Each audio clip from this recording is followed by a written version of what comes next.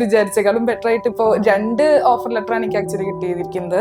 ഒരെണ്ണം JLU ഗീസൺ എന്ന് പറഞ്ഞ യൂണിവേഴ്സിറ്റിയിലേക്കും മറ്റൊരെണ്ണം നോർഡ് ഹൗസ് എന്ന് പറഞ്ഞിട്ടുള്ള യൂണിവേഴ്സിറ്റിയിലേക്കും. എൻ്റെ പേര് എറിൻ ഡേവിസ്, ഞാൻ ചൂരിൽ നിന്ന് വരുന്നു. ഞാൻ ക്രൈസ്റ്റ് കോളേജ് ഓഫ് എഞ്ചിനീയറിംഗിലാണ് എൻ്റെ ബിടെക് കംപ്ലീറ്റ് ചെയ്തത്.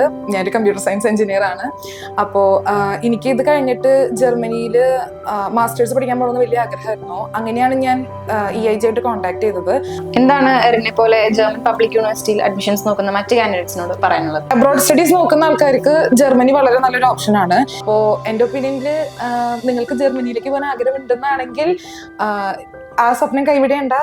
EIG നിങ്ങളെ ഹെൽപ്പ് ചെയ്യും. Germany public university admission process കുറച്ച് അധികം ടൈം കൺസ്യൂമിംഗ് ആയിട്ട് കോംപ്ലിക്കേറ്റഡ് ആണെന്ന് എറിന് തോന്നിയിരുന്നു. Time consuming, yes, complicated.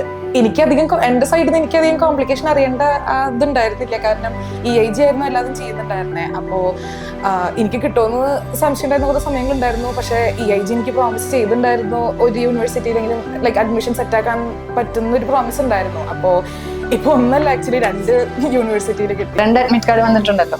അപ്പോൾ how excited are you? I am very excited actually. ഞാൻ ഒരു ആപ്ലിക്കേഷൻ തന്നെ കിട്ടാൻ കുറെ പ്രാർത്ഥിച്ചിട്ട് ഇരിക്കുന്നുണ്ടായിരുന്നു. അപ്പോൾ 2 എണ്ണം കിട്ടാന്ന് പറയുമ്പോൾ I am really happy and really excited. I feel very blessed.